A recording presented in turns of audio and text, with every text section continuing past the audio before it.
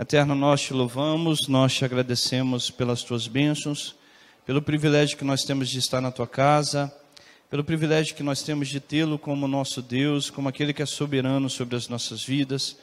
Nos ensina, ó Pai, te amar e te servir pelos verdadeiros intuitos, pelos verdadeiros motivos, que é a tua bondade, que é o teu amor, que é a tua fidelidade, que é a luz do sol que ilumina sobre as nossas vidas, é o ar que respiramos, são os elos familiares que nos alegram no nosso dia a dia, é o pão de cada dia que nós recebemos do Senhor. São esses motivos, ó Pai, que nos fazem sermos gratos ao Senhor e por desejar a te servir. Eu sei que o Senhor é o dono de todas as coisas, tudo que nós temos pertence ao Senhor, e a única coisa que o Senhor requer de nós é que entreguemos a nossa vida inteiramente ao Senhor e ao teu serviço. Perdoa-nos, ó Pai, como quando falhamos com esse propósito, em te servir com todo o nosso entendimento, com todo o nosso coração, com toda a nossa força, mas nós estamos aqui para continuar, para lutar, para caminhar, para dizer que nós não lançaremos mão do arado, não olharemos para trás, mas que prosseguiremos para a salvação que o Senhor propôs para cada um de nós. E o melhor benefício que nós podemos ter é a tua presença. Como diz o salmista, vale mais um dia na tua casa do que em outras partes 1000. Senhor, o melhor galardão que nós podemos receber é tê-lo no meio de nós, é ter o Senhor nos amparando, nos abençoando, é o teu Senhor nos dando alegria no momento da dificuldade, da tristeza, é reconhecer, ó Pai, que mesmo diante das tribulações, nós não te servimos pelaquilo que tu faz, mas nós te servimos pelaquilo que tu és. Como fez teu servo Jó, ele não adorou o Senhor somente na riqueza, somente, Senhor, na bonança, somente nas bênçãos que o Senhor concedeu a ele, mas ele adorou o Senhor em todos os momentos da sua vida, na perda, Senhor, seja na perda emocional, seja na perda familiar, seja na perda, Senhor, financeira, em tudo o teu filho te adorou, porque ele reconheceu que a essência dele só se encontrava em ti. Nos ensina a entender isso, ó Pai, não somente os teus filhos, mas também a mim. Me ensina a ter um coração verdadeiro, simples, pronto a te obedecer, como diz teu servo Davi, todos nós somos pecadores e falhos e carecemos da tua bondade. Lembra da oração do teu servo Moisés, que quando viu a nação de Israel pecando com bezerro de ouro, ele pediu perdão pelos seus pecados, ele se prostrou diante da tua presença, diante da tua misericórdia e bondade, em conceder o perdão dos seus pecados. E ele disse ao Pai, mesmo que sejamos um povo rebelde, considera-nos como teu povo e toma-nos como tua herança. Assim seja conosco. Mesmo que sejamos falhos, mesmo que sejamos pecadores, considera-nos como teu povo e toma-nos como tua herança. Senhor, nós confiamos na tua bondade, nós não confiamos na nossa justiça. Por isso, Eterno, atenda, Senhor, a nossa oração, e a nossa principal oração é que o Senhor venha ao nosso encontro, que a tua presença venha suprir tudo aquilo que nós precisamos. Por isso, seja o teu nome glorificado, seja o teu nome exaltado por nossas vidas, é o que nós te pedimos e oramos no nome de Yeshua HaMashiach. Amém. Irmãos, eu gostaria de trazer, eu vou precisar do slide hoje 100%, a minha vida essa semana foi uma reviravolta, né? No bom sentido, né? É um recomeço de muitas coisas.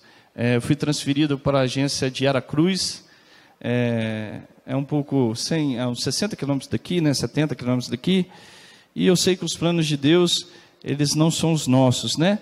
Às vezes nós não compreendemos no momento, mas na frente, eu sei que Deus não desampara aqueles que esperam nele, eu espero nele, não espero pelas minhas qualidades, espero pela bondade dele, e eu sei que quanto mais trabalho nós temos, mais crescemos espiritualmente, também como homem, também como pai, também como cidadão.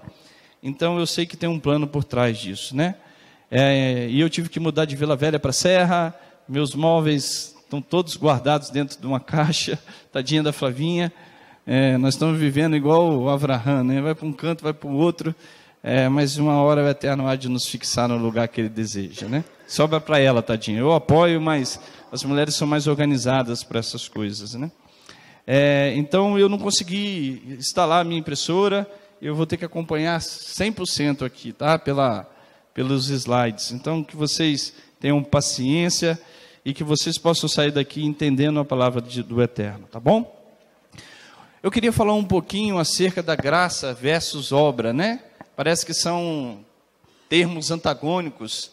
E, na verdade, não tem nada de antagônico quando nós falamos de graça e falamos de obra. Eu só consigo obter um se eu pratico o outro. Eu só consigo obter um se eu, pelo menos, luto para alcançar o outro, né? Quando nós falamos de graça, esse conceito, ele, embora é verdadeiro, mas ele trouxe dentro da história do cristianismo um certo ar de não responsabilidade. Eu sou salvo pela graça, isso não vem de vós, isso é dom de Deus, isso é uma veracidade. Antigamente eu tinha um Deus que era severo, um Deus que era rígido, e hoje, através da cruz, nós servimos um Deus da graça, um Deus do amor, um Deus da bondade, o Deus da fidelidade. Essa separação, ela nunca existiu dentro da Bíblia. A palavra de Deus diz que o eterno é o mesmo ontem, hoje ele será o mesmo eternamente, né? Nós cantamos aqui, Deus não é Deus para que minta, Deus não é homem para que minta, nem ele é filho do homem para que se arrependa. A forma como Deus age em nossas vidas é plena, é perfeita, e nós reconhecemos isso. Quando nós falamos que existia um Deus da graça, ou existia um Deus do rigor, um Deus da lei, e hoje nós servimos o Deus da graça, dá um conceito que sai de mim uma responsabilidade. Irmãos, todos nós temos responsabilidade na nossa vida espiritual, na nossa vida secular, na nossa vida como família. Nós precisamos aprender disciplina de oração, disciplina dos elos familiares, disciplina na relação com o filho e com o pai, disciplina na relação do pai, do esposo com a esposa, disciplina do estudo da palavra de Deus, disciplina na participação dessa sociedade. Nós precisamos aprender a ter disciplina, e disciplina fala de responsabilidade, disciplina fala do cuidado com o outro, da responsabilidade para com o outro. Hoje eu estava ouvindo irmãos hoje nós tivemos no velório da mãe do nosso irmão Bruno, e eu vi uma pessoa falando, eu não gosto de ir em velório. Eu queria ver uma pessoa que goste de ir em velório. Você vai pelo amor ao teu irmão, você vai porque você o ama, você vai porque você é participante dele na construção da sua vida. Você não vai porque você ama de ver alguém que faleceu, isso não... Você vai porque você quer estar próximo do teu irmão. Eu estava dizendo que você falar nesse momento é a coisa mais difícil que existe. A melhor forma que eu tenho de expressar o carinho é estando do lado dele, chorando com ele, sentindo com ele. Tem uma história que eu li num livro chamado Compromisso com a Vida, que uma vez um rabino chegou a uma pessoa que tinha perdido um ente querido, e o rabino simplesmente abraçou aquela pessoa e chorou durante um longo tempo, abraçado a ela. E depois, quando esse rabino morreu, ele encontrou a esposa desse rabino, e essa pessoa disse que aquele choro foi o maior consolo que ele teve naquele momento, porque ele viu que a dor que ele estava sentindo é a mesma dor que o irmão expressou. Por isso que Paulo fala, alegre com os que se alegram, e chorem com os que choram. Isso é viver pensando no coletivo, na sociedade, e isso fala de obra. Quando nós falamos de graça, irmãos, quando nós iniciamos o Eterno nos deu a liberdade de iniciar essa congregação, o Rabino Marcelo falou assim, Francisco, vocês já pensaram no nome da congregação?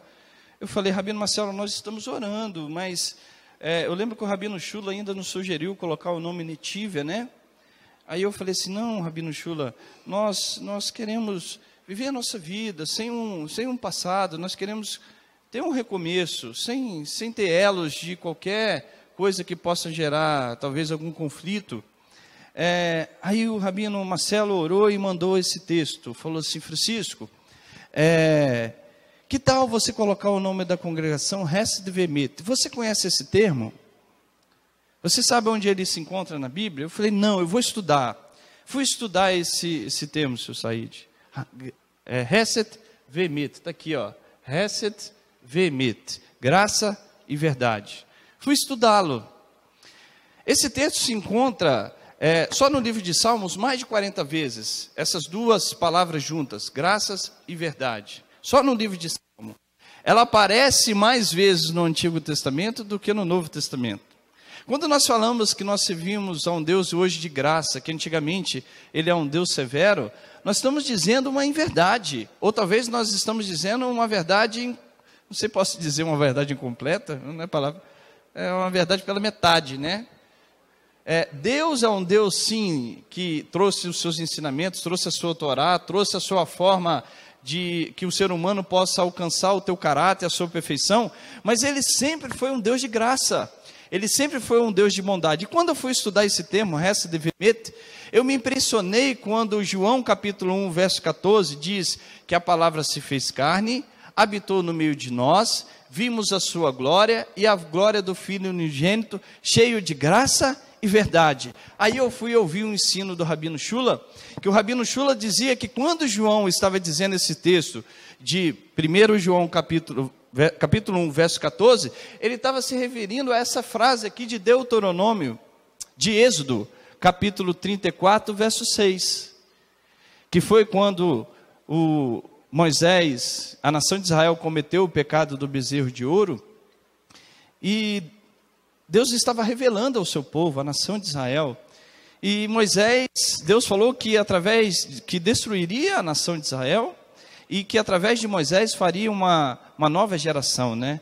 Aí Moisés corajosamente, e eu sei que ali os rabinos ensinam que quem estava sendo formado ali era Moisés, se realmente ele estava sendo preparado, ele estava sendo formado para ser o líder da nação de Israel. Moisés, vendo a dificuldade do povo, fala: Senhor, não faça isso, se o Senhor fizer, risca-me do livro da vida.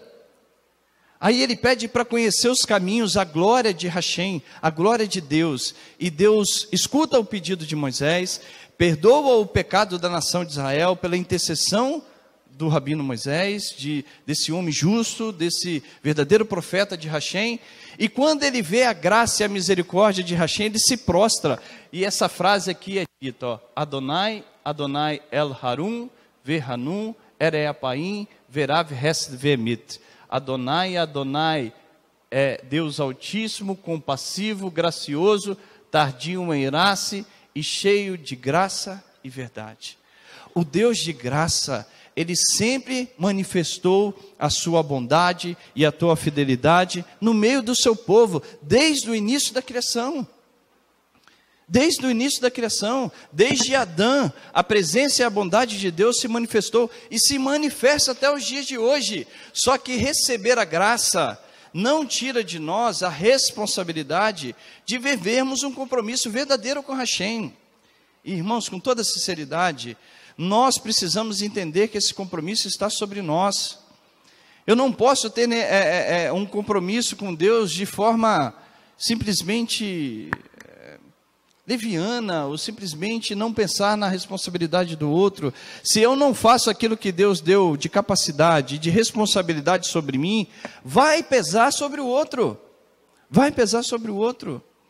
Então, eu gostaria de compartilhar esse conceito para que nós tenhamos a compreensão da responsabilidade que nós temos de alcançar uma vida de santidade, todos nós. Irmãos, eu não consigo entender outro meio de santidade a não ser por meio da palavra de Hashem. Não tem outro meio de alcançar santidade. Francisco, crer em Yeshua é uma das etapas da santidade? Sim. Uma das etapas é você crer em Jesus como seu Messias, como Salvador da tua vida. Uma das etapas, ou o início da nossa etapa, mas traz sobre nós uma responsabilidade. Olha Atos capítulo 15, só para que você entenda o conceito de graça, como ele é deturpado, como ele é distorcido. E eu vou mostrar para você só no Novo Testamento, para que a gente fale, Francisco está tirando de um conceito dele, né? Nós somos salvos pelo quê? Pela graça. Isso sempre ocorreu. A nação de Israel foi tirada do Egito pela graça. Deus manifestou seu poder por Abraão pela graça. Embora Abraão teve os seus méritos, alcançou a perfeição que Deus exigiu dele. Davi alcançou a bondade de Hashem sobre ele pela graça. Todos alcançaram pela graça, mas isso nunca tirou deles a responsabilidade de serem melhores, de serem mais humanos, de serem mais participativos, de construírem uma família melhor, uma sociedade melhor. Então lá em Atos capítulo 15 diz assim, ó.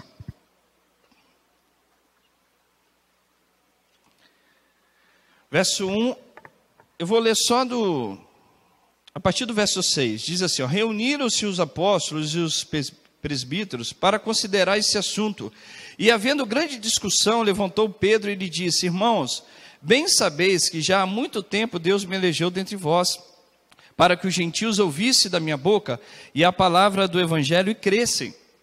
Deus, que conhece os corações, aceitou-os, dando-lhe o Espírito Santo, assim como também a nós, e não fez diferença alguma entre eles e a nós, purificando os seus corações pela fé. Ora, pois por que tentais a Deus, pondo sobre o pescoço do discípulo um jugo que nem nossos pais, nem nós podemos suportar?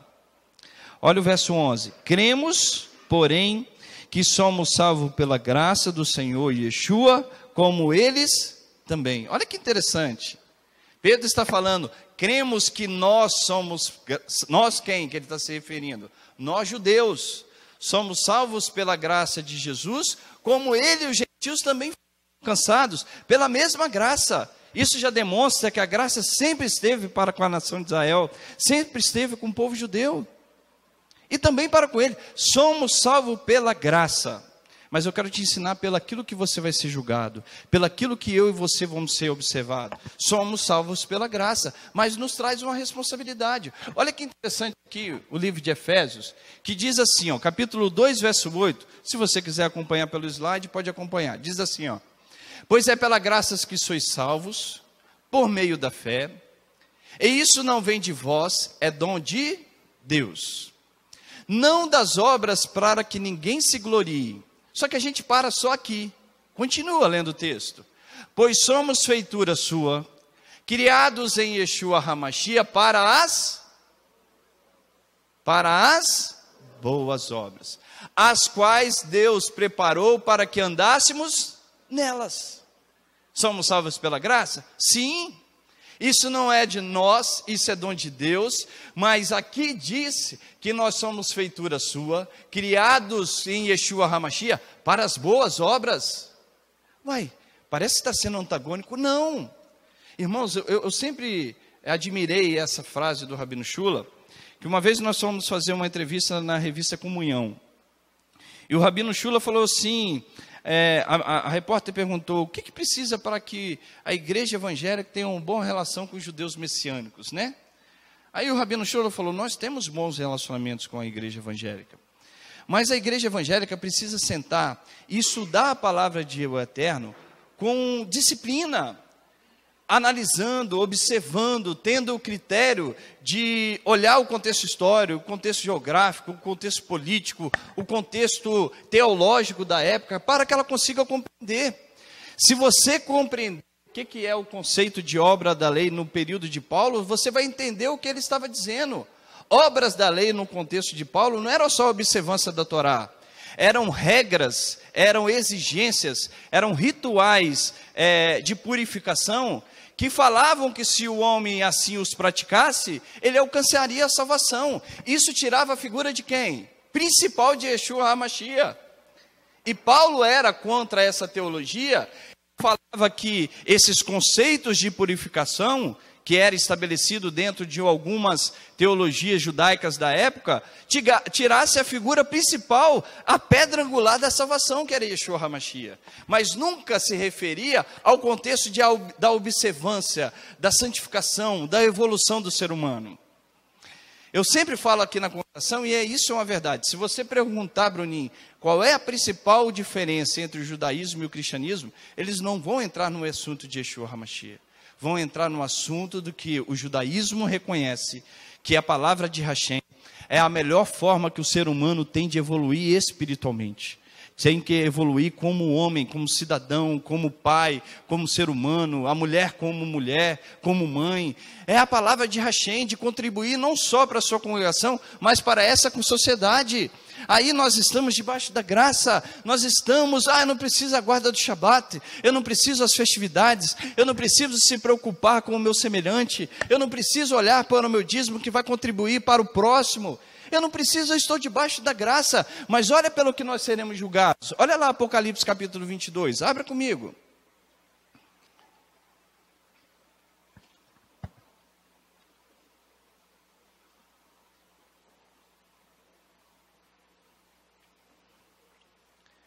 Leiam comigo, na verdade, Apocalipse capítulo 22, capítulo 22, verso 12. Eis que cedo venho, a minha recompensa está comigo, para dar a cada um segundo a sua. Irmãos, vocês estão lendo comigo? Vou ler, Eis que cedo venho, a minha recompensa está comigo, para dar a cada um segundo a sua. Palavras de quem isso aqui? Yeshua HaMashiach. Aqui ele não diz segundo a sua crença, segundo o seu confessar, segundo a sua profissão de fé, a sua proclamação de fé, mas segundo a sua, eu não sou salvo pela graça, eu não sou salvo, Fabrício, pela graça. Por que está dizendo que vai dar segundo a cada um, conforme a sua obra? Porque eu sou o alfa e o ômega, o primeiro e o último, o princípio e o fim. Aqui fala da obra, ou seja, irmãos, o conceito de graça, ele só faz sentido se eu tenho o esforço da evolução da obra na minha vida, da obra de Hashem sobre mim. Deixa eu ver se eu consigo fazer esse negócio funcionar. Passei para mim, minha filha.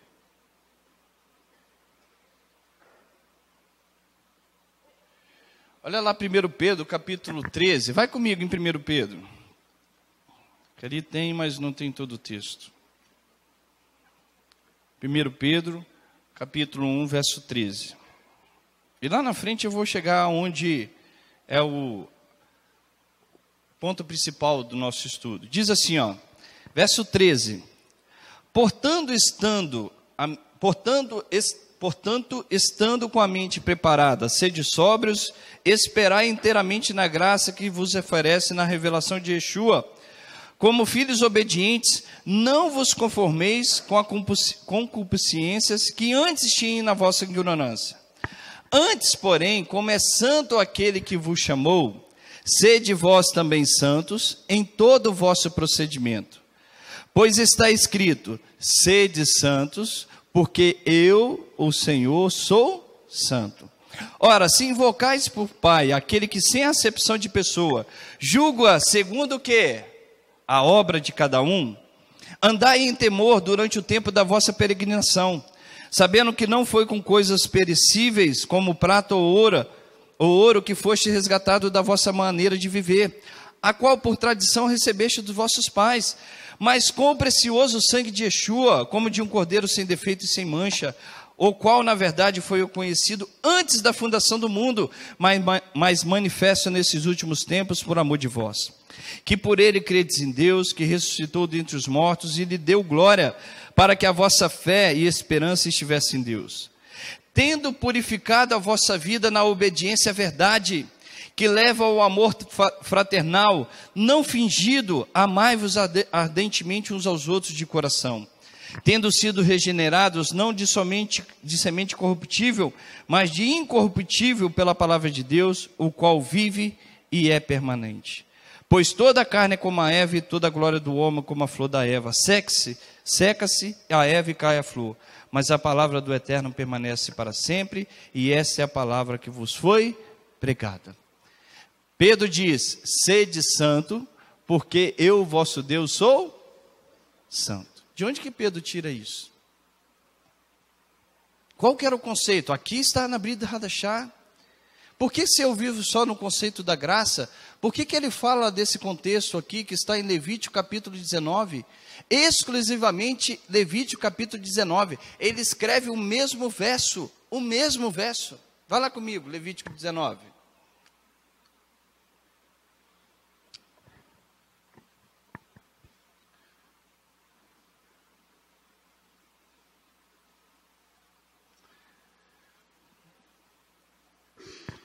Olha só, fica aí em Levítico 19, mas olha aqui no slide comigo, ó. Olha que interessante.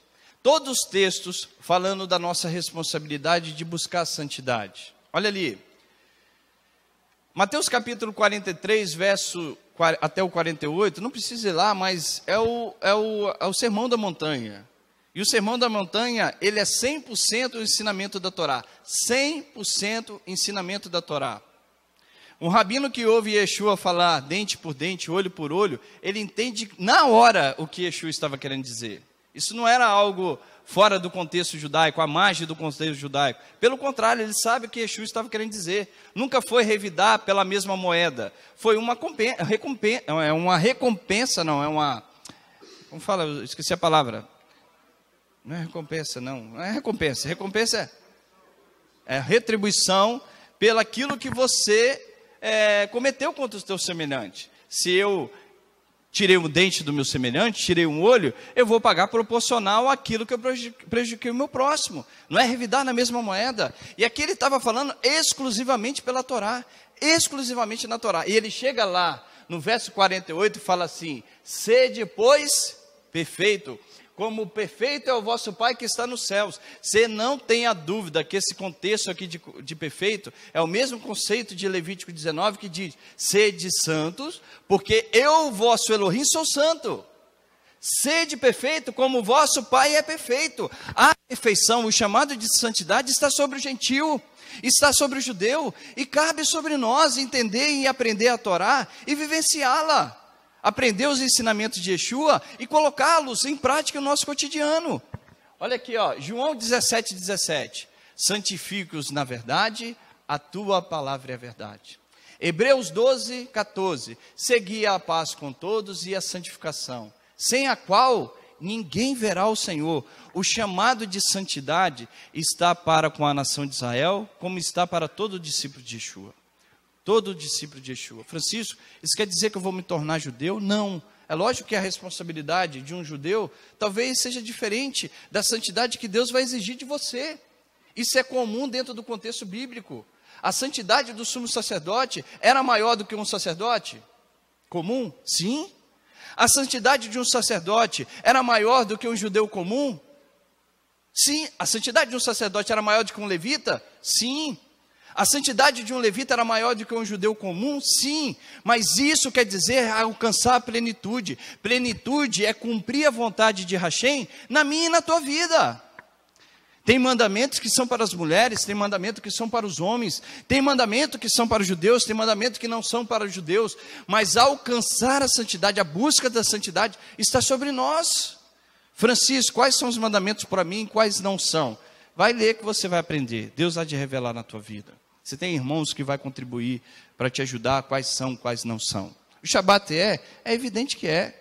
Busca o Shabat na tua vida. Amar o teu semelhante é evidente que é. Nós não somos uma congregação que nós precisamos fazer compra no Shabat. Na verdade, nós nos empenhamos tanto na nossa atividade secular durante os 6 dias, que deixamos para fazer as coisas no Shabat. Guarda o Shabat para a tua família. Ontem eu mandei um vídeo, não sei quem pôde acompanhar no WhatsApp, até compartilhei com alguns irmãos, de algumas crianças da igreja adventista, onde elas cantavam para os pais, para que deixassem de ser digitais, para que parassem de olhar simplesmente para a tecnologia e vivenciassem os elos familiares. Aí ele fala: compartilha o amor, baixe o arquivo do elo familiar, do companheirismo. Cadê o teu filho brincando contigo? Hoje eu estava lá com o Sandrinho, com o Bruno, e eu vi com um monte de amigos que eles vivenciaram na infância, né? As melhores recordações que eu tenho da minha vida era o meu momento de infância que eu tinha com meus pais, que eu sentava à mesa e brincava, e minha mãe fazia comida, e meu pai compartilhava, e eu tinha minhas amizades, saía para a rua despreocupado, só ouvia o sorriso do meu pai e cascava fora para dentro de casa. Os filhos perderam esse elo, perderam esse contato humano. Eu sempre falo isso: aproximamos os que estão distantes e distanciamos os que estão perto, por causa da tecnologia, que é muito boa, que é benéfica para a sociedade, desde que a usemos com equilíbrio. Tudo na vida, irmãos, é permissível, desde que seja permissível, né? Desde que seja com equilíbrio. Tudo na vida que seja lícito, né? Vocês entenderam, né, o contexto. Quer falar alguma coisa, meu amado? Você levantou o dedo? Não? Então tá bom. Aqui, irmãos, está só a nossa responsabilidade de viver uma vida de santidade. Passa para mim, minha amada, fazendo favor. Olha lá, Levítico. Em Levítico 19, vai lá para você ler comigo. Ó. Levítico 19, é o mesmo texto de Pedro. Diz assim, ó. Levítico 19. Disse o Senhor a Moisés: fala a toda a congregação dos filhos de Israel e diz-lhe: sede santos, porque eu, o Senhor vosso Deus, sou santo. Aí isso é uma veracidade na vida do cristianismo. Eu quero a santidade, eu quero um quebrantamento, eu quero o avivamento, tem um outro conceito que usa muito dentro dos louvores, né? Avivamento, eu quero renovo, mas essas coisas só se alcançam dentro dos princípios bíblicos. Quando o Eterno falou para a nação de Israel, sede santos, porque eu, vosso Deus, sou santo, logo depois ele começa a descrever qual é o caminho para essa santidade que ele está propondo.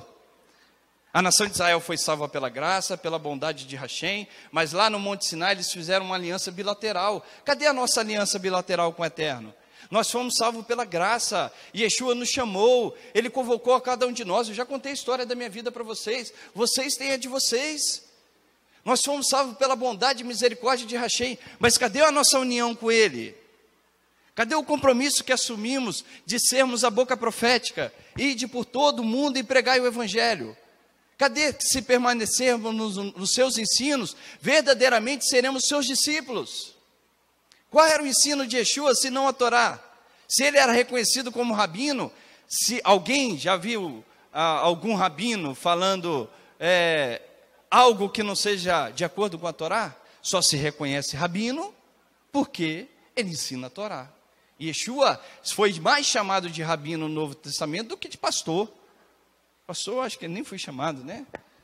Nem foi. Ele cita que ele é o pastor das ovelhas, mas ele era mais chamado de rabino do que Messias, por exemplo, porque ele ensinava a Torá, porque ele conhecia a Torá, porque ele amava, ele era a Torá viva no meio de nós, que se fez carne e materializou no meio de nós, e vimos a sua glória. E aqui, ó, Levítico 19, Deus inicia com a ordem para que toda a nação de Israel busque a santidade, imitando a suprema santidade do próprio Criador, imitando a santidade do próprio Criador. A Torá prossegue delineando uma infinidade de mandamentos, através das quais podemos atingir a santidade, abrangendo uma grande variedade de assuntos, tanto de mandamentos positivos como inferências negativas, lidando com o nosso relacionamento íntimo com Deus e com o nosso semelhante. Se você ler depois, ó, verso 3, cada um temerá a sua mãe e o seu pai e guardará os meus shabates. Honra teu pai e tua mãe para que prolongue os seus dias. Eu sou o Senhor vosso Deus, não vos voltarei para os ídolos, nem fareis para vós Deus de fundição. Verso 5, quando oferecedes sacrifícios, ofertas pacíficas ao Senhor. Verso 7, se alguma coisa dele for comida, aí está falando de sacrifício, lá o verso 9, ó, quando fizeres a colheita da tua terra, não a cegarás totalmente, nem colherás as espigas caídas da tua messe. Semelhante, não rabiscarás a tua vinha, nem colherás os bagos caídos da tua vinha, deixá-lo-ás para o pobre, para o estrangeiro, para o necessitado. Aí fala assim, mas eu não tenho plantação, eu não tenho colheita, eu não tenho nenhuma plantação agrícola, eu não preciso guardar isso aqui. Essa era a forma econômica que predominava naquela época. Cadê o seu recurso? Cadê o canto das suas colheitas? É isso que nós nos preocupamos. Hoje o tesoureiro da congregação falou, Francisco, nós não tivemos dinheiro para pagar R$500. Cadê o compromisso? Aí precisa vir aqui alguém falar que vocês não deram disso, vocês vão para o inferno? Vocês não vão ouvir isso de mim, né, irmãos? Não vão ouvir isso de mim. Mas isso inibe a minha responsabilidade de contribuir com o dízimo, com as ofertas? É evidente que não. E com toda sinceridade, ninguém vai para o inferno. Não estou aqui pregando essa... Eu só quero tirar essa concepção de medo. As pessoas querem servir a Deus pelo medo. Se não for pelo real motivo, ninguém permanece. Bom só há Deus, só há um que é Deus, é o que Yeshua ensinou. Vamos servir a Deus pelos verdadeiros motivos.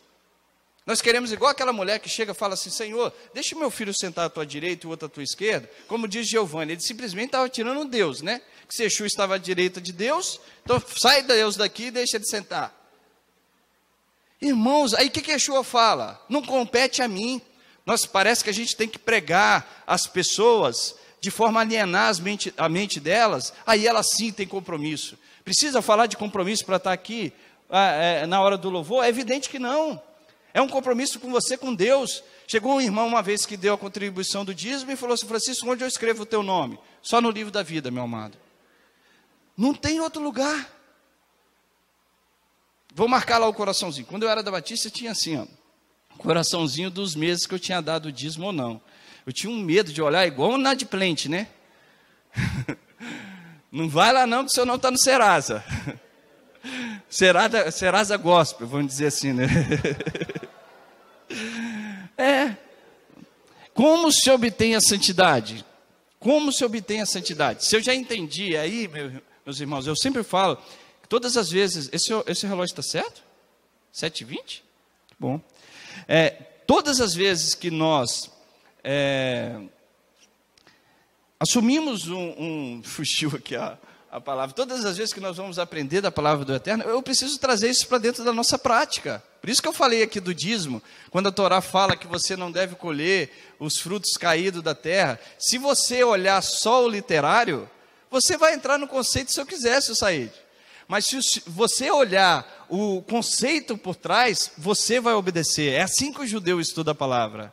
Ele não estuda a palavra olhando só o lado literário. Ele olha o conceito. Por que o judeu dá o dízimo, embora não dá o tempo? Porque ele sabe que o conceito ainda continua. E o judeu dá o dízimo. Não tem um rabino. E eu vou te falar, tá?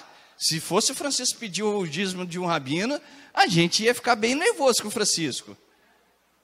Estou falando de dízimo, irmão, só para exemplificar. Mas longe de mim aqui, eu quero fazer a congregação pensar sempre no próximo. Olha o privilégio que nós teríamos, um dia de mandar os nossos filhos para uma educação em Israel, formar os nossos filhos, a Amanda tocando violino, quem sabe nós poderíamos ter uma professora de violino, formando os nossos filhos, o Fabrício tocando, e não só os nossos filhos, mas contribuindo com essa sociedade, cada um com o seu talento, cada um com o seu dom. Eu como economista, talvez eu possa contribuir com vocês no conceito financeiro. Talvez alguém que é contador, alguém que é dentista, alguém que é médico, alguém que é advogado, como o Roberto, que auxilia as pessoas nas suas demandas jurídicas. É assim que você vai contribuindo. Sai desse contexto de parede. Por que nós não podemos investir nessa sociedade nos nossos filhos? Mas nós não temos compromisso aqui. Nós queremos chegar a hora que queremos, achamos que as coisas do Eterno se levam dessa forma. Não se leva dessa forma. É com compromisso, é pensando que eu tenho que estar aqui pelo outro. Você acha que é fácil vir aqui e ficar 12 horas estudando para trazer um ensino? Não é. Não fico 12 horas sem interrupção, né? Estou falando 2 horas um dia, 2 horas outra. Mas precisa ter dedicação. Quantos de nós pagamos o preço da oração para a intercessão, para orar pelos nossos semelhantes, para que o mover de Deus venha no meio de nós, para que haja salvação e libertação? Esse é o compromisso de santidade que eu quero que tenhamos. Eu preciso ter, estou falando de mim também. Todos nós precisamos pagar um preço pelo outro. Como se obtém a santidade? Né? É uma pergunta que eu preciso fazer. Se Yeshua fala, o autor de Hebreus fala que não se alcança ninguém verá o Senhor sem a santidade, que nós temos que ser perfeito como Yeshua nos ensinou, assim como é o nosso Pai. Se diz Pedro que nós temos que ser santo, assim como Ele é santo, vamos entender isso aqui, irmãos. Vamos compreender o compromisso da santidade. Olha aqui, ó, eu quis trazer para vocês esse texto que nós acabamos de ler aqui no hebraico, porque por mais que eu leia, sede santos porque eu, vosso Deus, sou santo, quando você entende o contexto aqui no hebraico, você entende a sua magnitude do seu significado. Aqui está dizendo assim, ó, Dabe el kol yadat bnei Israel, diga a congregação dos filhos de Israel, ve'amart alerei, dizendo a eles, Kedoshim, Kedoshim Tireu, sede santos, que Kadosh Ani Adonai Elohim, sede santos, porque eu, vosso Deus, sou santo. O que os judeus falam sobre essa parte aqui? Que Kadosh Ani Adonai Elohim. Ele está querendo dizer que a única forma de santidade que eu possa alcançar é se eu estiver conectado exclusivamente a Hashem. Exclusivamente a Hashem. Eu só alcanço a santidade porque eu me aproximo a Ele. É assim que a santidade consegue ser alcançada. Se eu busco o Eterno e aproximo dele, a santidade é alcançada. Você lembra quando Moisés recebeu aquela visão de um mensageiro que aparece em chama de fogo numa sarça? E ele fala: tire a sandália dos seus pés, porque a sandália dos seus pés, porque o lugar que você está é santo, porque aquela presença o santificou. É assim que nós vamos santificando. Vamos sendo santificados com a presença de Hashem. Como que nós alcançamos a presença do Eterno? Se nós não pagamos o preço da oração, se nós não pagamos o preço em cuidar da família, se nós não pagamos o preço de dedicar o estudo da palavra, se não pagamos o preço de nos unir em prol um do outro, como que nos aproximaremos de Hashem? Como que alcançaremos a santidade? Irmãos, trabalhar faz parte do nosso cotidiano, eu vou te mostrar isso, mas não é a tua essência. O trabalho é finito, ele tem um fim, e nós precisamos voltar para a nossa verdadeira essência. Se eu quero a santidade, eu preciso me aproximar daquele que é santo. Que Kadosh Ani Adonai Elohim, porque eu sou santo. Então, se vocês querem a santidade, vem até mim. Vem até mim. Fica evidente pelo ensinamento da Torá que a santidade é algo que transcende os limites, pois ela pode ser adquirida mediante a obtenção da presença divina. Passa para mim, minha amada. E disse Deus, vai lá em Gênesis capítulo 1, verso 26. Se vocês não entenderem esse texto, que aqui está o centro do nosso estudo de hoje, o ponto principal do estudo.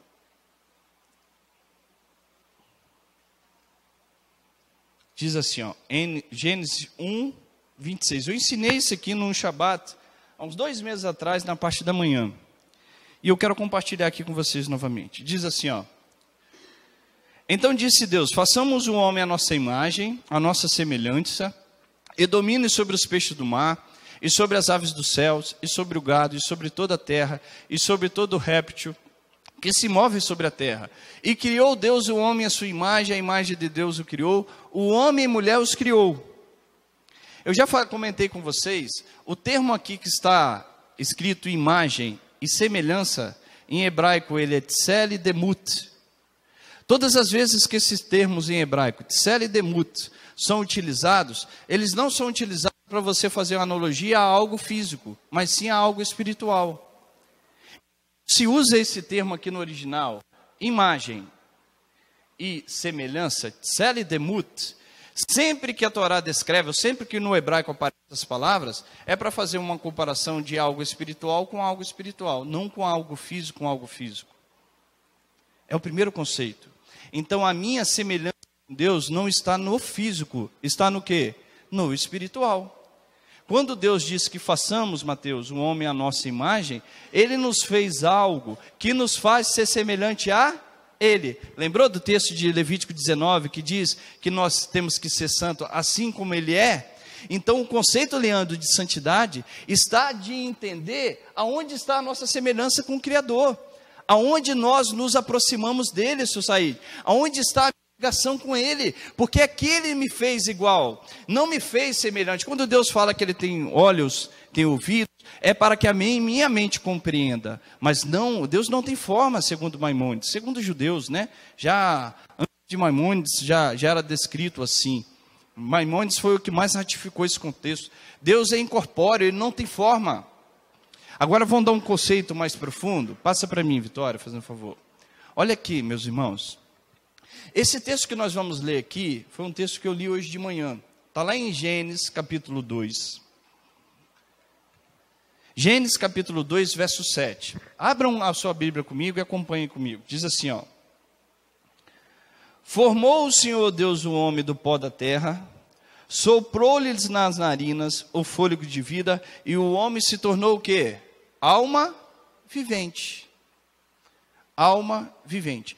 Quando você olha a descrição da Torá, quando você olha o relato da criação da Torá, se você voltar uma página, que é a única que tem, né? Você vai ver que no verso 3, como que Deus criou a luz? Pela palavra. Esse é o conceito de verbo, né? O verbo se fez carne. Pela palavra de Deus foi originada, houve luz. Se você continuar, Deus viu que a luz era boa. Aí depois, no verso 6, haja firmamento. Pela palavra, Deus criou o firmamento. Presta atenção aqui em mim, irmãos. Logo depois, lá no verso 9, ajunte-se a água e debaixo do céu. Deus foi falando e as coisas foram ocorrendo, foram acontecendo. A Torá, de repente, ela sai dessa característica de dizer que Deus falou e gerou, porque Deus poderia ter feito assim: Zé, tenha vida. Roberto, tenha vida. Adão, tenha vida. Não fez isso. A Torá parou a sua forma, que eu já comentei isso aqui, que os judeus falam isso. A Torá vem com uma característica, e quando ela para com aquela característica, ela muda. Pare para pensar, alguma coisa tem ali por trás, que Deus quer te ensinar além do que estava em comum ali na Torá, que já estava sendo praticado. Então Deus estava falando e estava formando, falando e formando. De repente Deus para, a Torá para e fala assim, que Deus formou o homem do pó da terra, só que ele sopra, ele não fala, ele sopra do seu fôlego no interior do homem. O que a Torá quer ensinar, segundo os judeus? Tudo que vem de Deus é o quê? Eterno.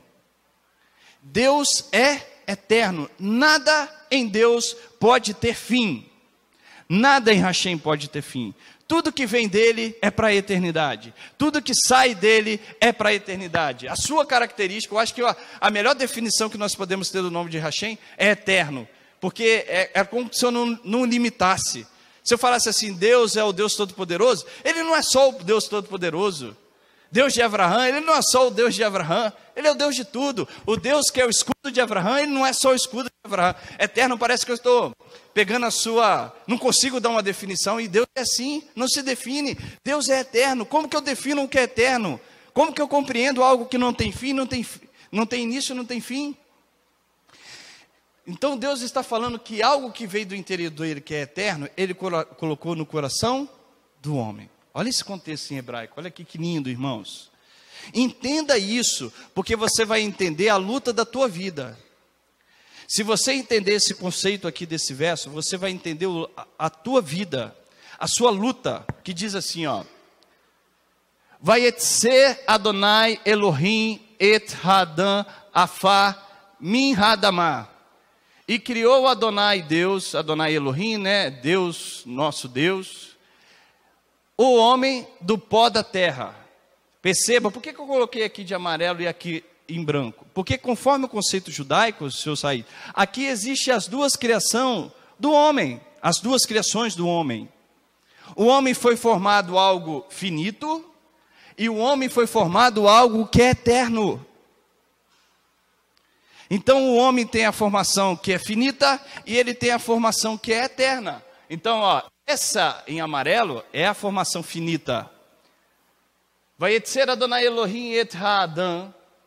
Formou Deus, Elohim, o homem do pó da terra. Vaipar be apav nismat hayan. Vayehi Hadam lenefesh hayah. E soprou Deus das suas narinas a vida, e o homem se tornou um ser vivente, um ser eterno, um ser que deixou de ser inanimado e passou a um ser que tenha vida.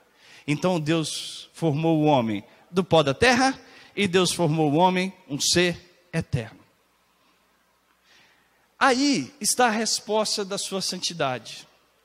Essas vidas, vamos dizer assim, ou essas, presta atenção em mim, irmãos, olha que senão nós não vamos compreender. Essas características, duas características, você vai dar vida a quem você mais alimentar. Você vai dar a vida a quem você mais alimentar. essa característica aqui, ela é finita. Essa parte do homem, que no judaísmo se chama de alma animalesca, é um conceito, alma animalesca, não é animalesca do sentido só de pecado, tá? Tem pecado no conceito de um desejo dela, mas tem coisas que são naturais. Comer é pecado? Não. Essa alma animalesca, ela deseja comer. Dormir é pecado? Não. Essa alma animalesca adora comer demais para que você fique com os 200 quilos. Não vou falar que 100, senão eu vou estar feito, né? Que eu estou ali. Mas ela adora comer em excesso. Ela adora dormir em excesso. Ela adora fazer as coisas que são naturais a ela. Porque ela foi criada assim. É o desejo dela.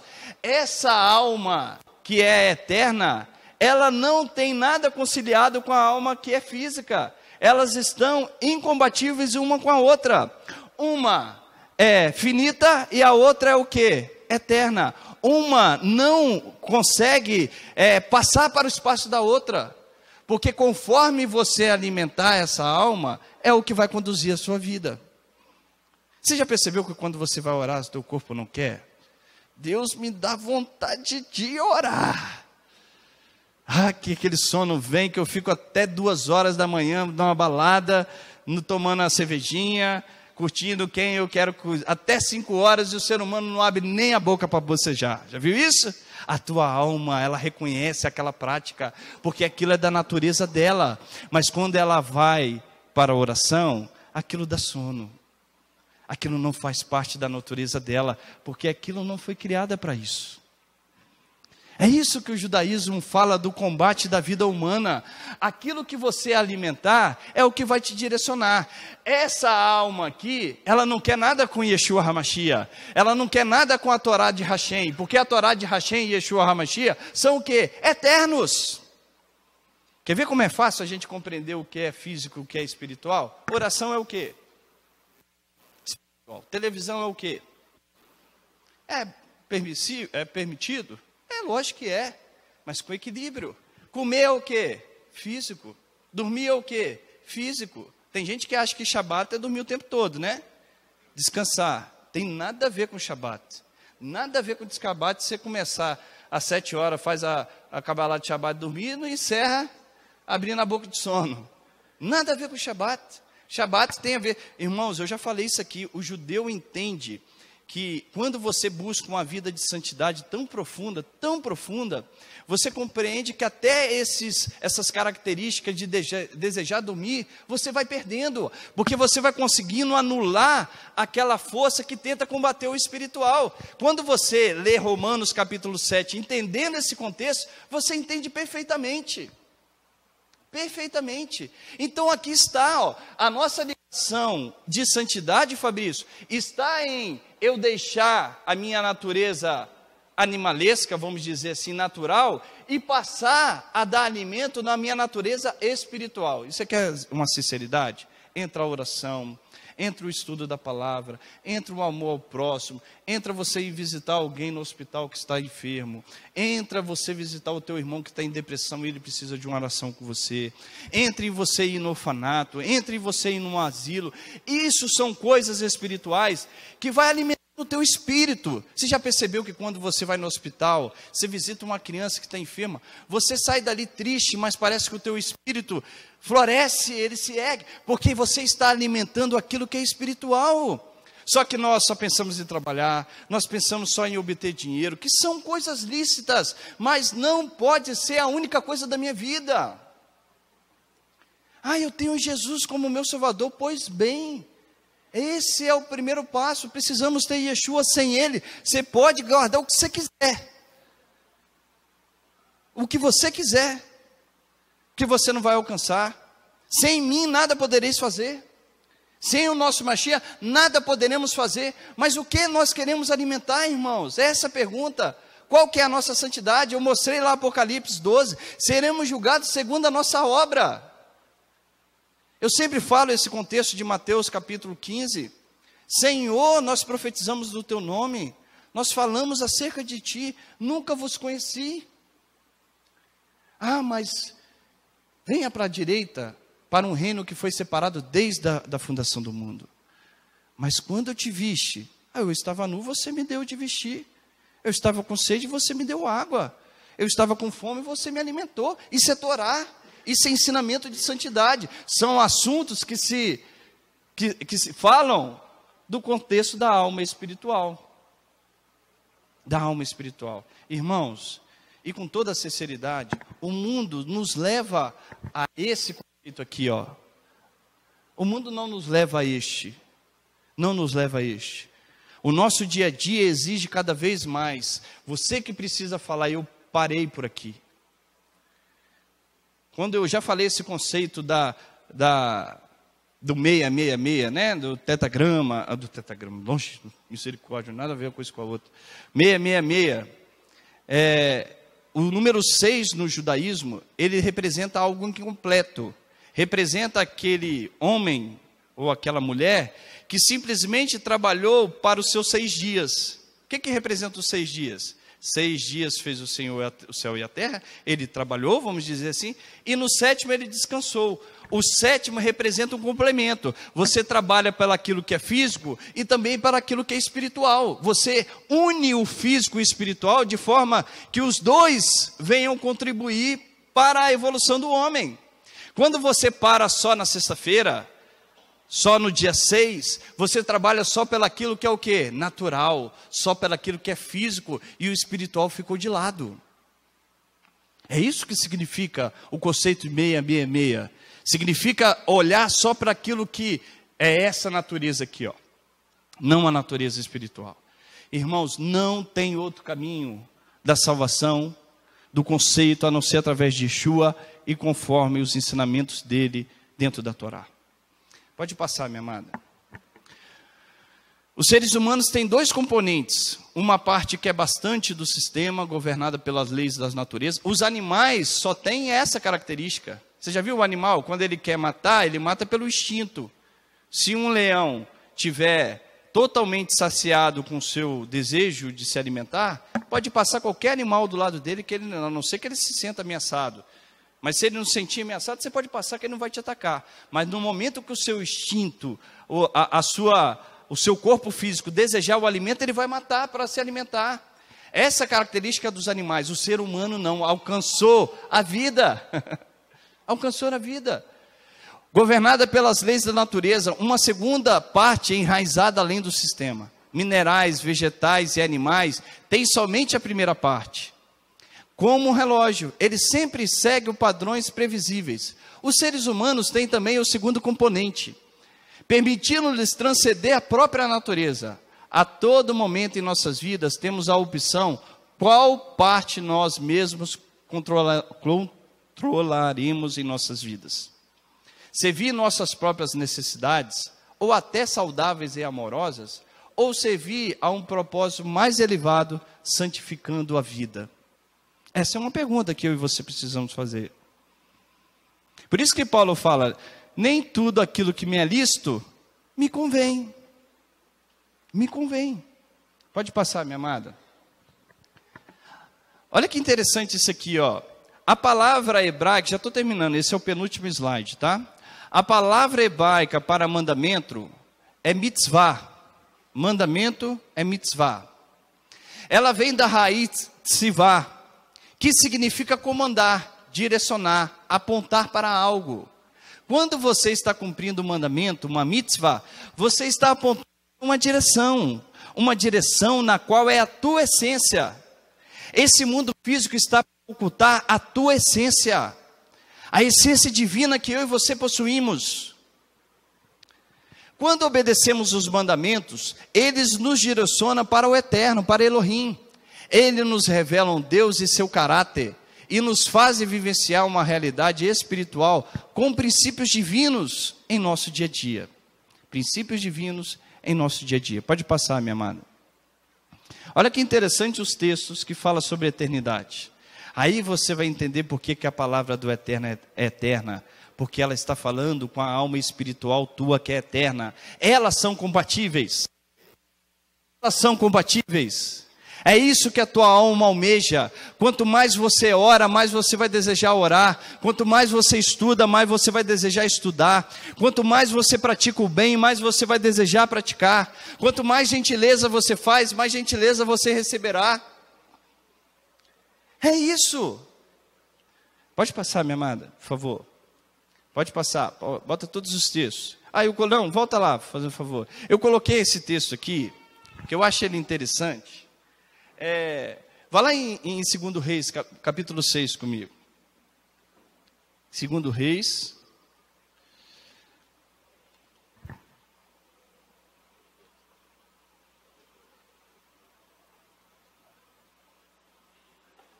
Tá bom. 2 Reis, capítulo 6. Eu lembrei desse texto quando eu estava estudando, elaborando esse estudo, que Eliseu, ele teve o rei da Síria estava querendo destruir Israel, né? Querendo conquistar Israel. E o rei da Síria fazia algumas armadilhas para que conseguisse conquistar Israel. E todas as suas tramanhas, todas as suas táticas de guerra, elas foram terminadas, elas não conseguiram, não tiveram êxitos. Aí o rei chega e fala assim: mas quem é do nosso que tem, o X9 nosso que tem contado para o rei de Israel sobre as táticas de guerra nossa, porque todas estão falhando. Aí chega um homem da Síria, um comandante da Síria, que alguns falam que era Naamã, que tinha tido a experiência, né, com o Eterno. Ele fala assim: não é nenhum de nós. Existe um profeta lá em Israel, que ele é aquele que revela ao rei de Israel o que o Senhor está planejando dentro da sua câmara, dentro do seu palácio. Aí o rei da Síria vai e manda o seu exército a buscar Eliseu. Quando chega na cidade onde que Eliseu estava, que eu esqueci o nome da cidade, quando ele chega na cidade, aquele exército todo sírio, de repente, o servo de Eliseu olha aquele exército e fala: meu senhor, ele se espanta. Meu senhor, olha a quantidade de carros, de cavalos e de guerreiros estão à nossa procura. Aí Eliseu vai e ora, fala: Senhor, abra os olhos para que ele veja a quantidade de exércitos celestiais que nós temos. Presta atenção, irmãos. Eu acho interessante esse contexto, que havia Eliseu que conseguia ver o mundo espiritual, e havia o seu ajudante que não conseguia compreender. Qual a diferença de um para o outro? Para Eliseu, aquele mundo espiritual não era algo espantoso, Andresa. Não era algo que estava à margem da sua compreensão, que estava fora daquilo que ele já tinha vivenciado. Era algo, Alex, que era compreensível para ele. Ele via, ele conseguia compreender, porque Eliseu vivia conforme os padrões espirituais. Qual era a alma que ele alimentava? A espiritual. Então ele via o espiritual. Qual era a diferença do seu servo? Só via o físico. Se preocupava só com o interesse financeiro. Não sei se era o mesmo, né? Geazi, não sei se era o mesmo.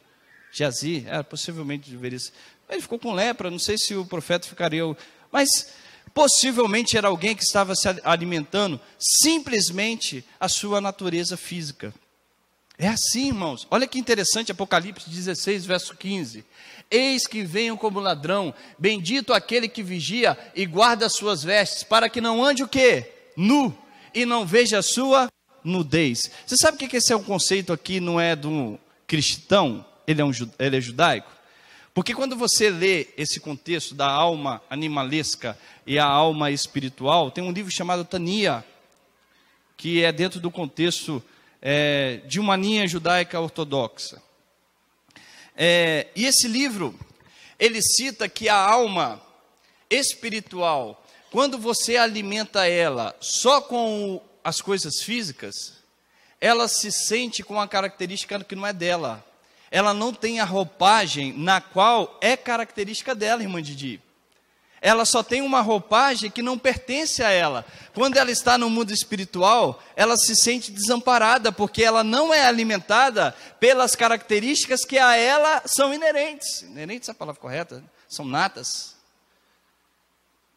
Você entendeu? Esse conceito que o Apocalipse está falando é isso. para que não seja achado nu. Ou seja, a tua alma que é espiritual, quando houver aquele julgamento estabelecido em Apocalipse, ela não seja encontrada com a roupagem na qual não é característica dela. Ela não se revestiu com características espirituais. Por isso que eu falo que quando nós estudamos o judaísmo dentro da visão de Yeshua, nós compreendemos cada vez mais. Aqui está o conceito da Torá, como você alimenta a sua alma. Passa para a gente findar, minha irmã. Simples, está aqui a tua resposta. Está aqui a tua resposta. A nossa resposta, né? Como purificará o jovem o seu caminho? Observando segundo a tua palavra. Salmo 119, verso 9. Verso 25. A minha alma está apegada ao pó, a alma humana. Preserva a minha vida segundo a tua palavra, a minha alma espiritual. Verso 44. Observarei de contínuo a tua Torá para sempre e eternamente. Davi morreu. Davi que escreveu o Salmo 119, morreu. Para sempre e eternamente. Verso 89, ó Senhor, a tua palavra é eterna, ela está firmada nos céus. Aquilo que é eterno vai tratar com aquilo que é eterno, aquilo que é finito vai tratar com aquilo que é finito. Então, irmãos, nós queremos alcançar a santidade proposta por Yeshua HaMashiach? Quem quer? Todos nós queremos. Como fazemos isso? Amemos, perdoemos, ajudemos uns aos outros, amemos a nossa família, nos aproximemos daqueles que necessitam de nós, oremos, louvemos, jejuemos, e assim vai. Nos aproximamos mais, que venhamos ter mais compromissos, que venhamos ter mais preocupação com o outro, de fazer uma ligação, de saber se está bem, como que vai a família, como que vai o próximo. Vocês nunca vão ouvir de mim. Se vocês não fizerem isso, vocês vão para o inferno. Quem sou eu? Quem sou eu para falar isso para vocês? Quem sou eu para ficar botando esses medos na mente de vocês? Deus é um Deus justo? Sim. É um Deus misericordioso? Sim. Mas Ele vai julgar conforme o seu parecer, que é perfeito. Mas cabe a nós alimentar a alma que nós queremos. Se você quer alimentar a alma espiritual, viva para as coisas que são eternas. Se você quer alimentar a sua alma física, saiba que você pode fazer algumas coisas.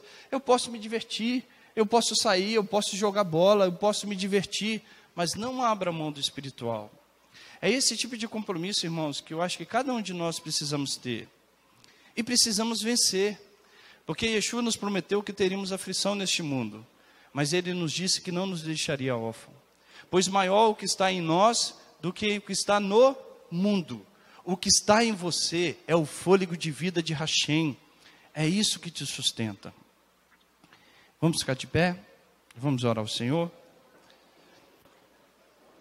A minha oração, o meu desejo é que o Eterno ajude a mim, ajude a cada um de vocês, para que nós sejamos mais espirituais, para que sejamos melhores, para que não venhamos desistir, para que não venhamos lançar a mão do arado, como diz Yeshua, pois a minha alma não tem prazer naquele que assim faz. Continuemos. Hoje eu ouvi só o finalzinho do estudo do Lucas, eu achei maravilhoso o que ele falou no final, sobre a questão da consequência daquele que comete o pecado por rebeldia, mas aquele que erra devido às suas fraquezas, mas que luta. Nós estamos aqui lutando, irmãos. Nós temos pecados no meio de nós que compartilhamos, que vocês nunca ouviram dessa liderança aqui, sai dessa porta e não convive aqui mais. Porque todos nós somos pecadores e falhos. O Francisco é um pecador e falho. Às vezes eu não posso compartilhar as minhas dificuldades com vocês, porque talvez eu vou dar uma liberdade a vocês a fazer as mesmas coisas. Mas eu tenho os meus erros. Todos nós estamos aqui para juntos conseguirmos vencer. E nós temos o Espírito de Deus que Yeshua nos prometeu, que não nos deixaria órfão. Onde estiver 2 ou 3 reunidos em meu nome, ali eu estarei. Nós precisamos deixar esse mundo secular de lado, se envolver com ele sim, mas sem conviver as mesmas práticas, contribuir para ele sim, mas sem conviver com as mesmas práticas.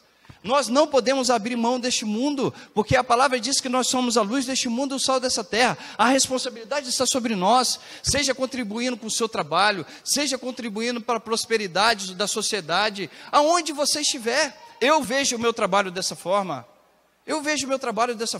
Contribuir para o crescimento das empresas e das pessoas, sem usurpar delas. Às vezes com um banco é um pouco difícil, né? Pois corta isso aí, se meu empregador ver isso, vai brigar. Empregador.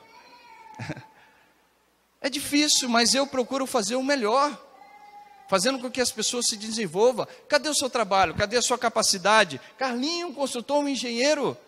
Cadê a gente procurar uma pessoa que está precisando de uma construção de uma casa e sobrou algumas ferramentas e ajudar? O outro que é um médico, o outro que é um advogado. Cadê a nossa preocupação em contribuir com essa sociedade? Eu sempre falo, se esse mundo está do jeito que está, a responsabilidade são dos servos do Eterno. Se nós somos a luz deste mundo e esse mundo está em treva, quer dizer que a nossa luz está debaixo da mesa. Ela não está sobre a mesa, ela está sob. E é isso que nós precisamos trabalhar. Por isso que eu quero convocar essa congregação. Saiamos desse descompromisso. Sejamos compromissados com o Eterno. É Ele que nos abençoe. Sai dessa visão de ter alguém fiscalizando, de ter alguém colocando medo nas pessoas. E vamos viver uma vida de relacionamento com Deus, contribuindo um para o outro. É isso que é santidade. Alimentemos a nossa alma espiritual, porque Deus soprou em nós o fôlego de vida. E esse fôlego de vida se chama Yeshua HaMashiach. Ele é a nossa salvação. Ele é o primogênito que Elohim mandou para o mundo, para que todo aquele que nele quer não pereça e tenha vida eterna. Que o Eterno nos abençoe e nos guarde. Vamos orar? Eterno, nós te louvamos por este momento. Nós te agradecemos pela tua palavra, pela tua bondade, pela tua fidelidade, por tudo que o Senhor tem feito no meio de nós. Nós pedimos perdão pelos nossos pecados. Eu mesmo, Senhor, quero pedir perdão pela minha falta de compromisso contigo, pelos meus erros, pelos meus pecados, mas faça de mim um homem melhor, como eu desejo, Senhor, que cada homem, que cada mulher, que cada adolescente, que cada filho e filha aqui sejam melhores no seu dia a dia, e que nós possamos evoluir espiritualmente. O Senhor nos deste Yeshua HaMashiach, que mudou o nosso coração, que mudou a nossa mente. Eis que todas as coisas se fizeram novas, que sejam novas em nossas vidas, ó Pai, a nossa realidade espiritual, que sejamos homens de oração, que sejamos homens de estudar a Tua Palavra, mulheres de intercessão, mulheres que se preocupam com a sua família, homens que se preocupam em ser fiel às suas esposas. Por isso, Senhor, tenha misericórdia de cada um de nós, e que o Senhor venha com o Teu poder, com a Tua graça, com a Tua bondade, manifestando o Teu poder e a Tua vontade no meio de nós. Por isso, Senhor, perdoe os nossos pecados, lembra de nós, lembra, Senhor, por amor ao Teu nome, e ajude a cada um dos Teus filhos, ajude a cada um de nós a evoluirmos para a pátria celestial que o Senhor prometeu a cada um que te segue e te serve. Por isso, tenha misericórdia de nós. Bem-aventurados são aqueles que esperam em Ti, pois eles jamais serão confundidos. Nos ensine a esperar no Senhor. Aquiete a nossa alma e nos faça confiar e esperar exclusivamente no Senhor. É o que nós oramos e pedimos no nome de Yeshua, nosso Messias. Amém?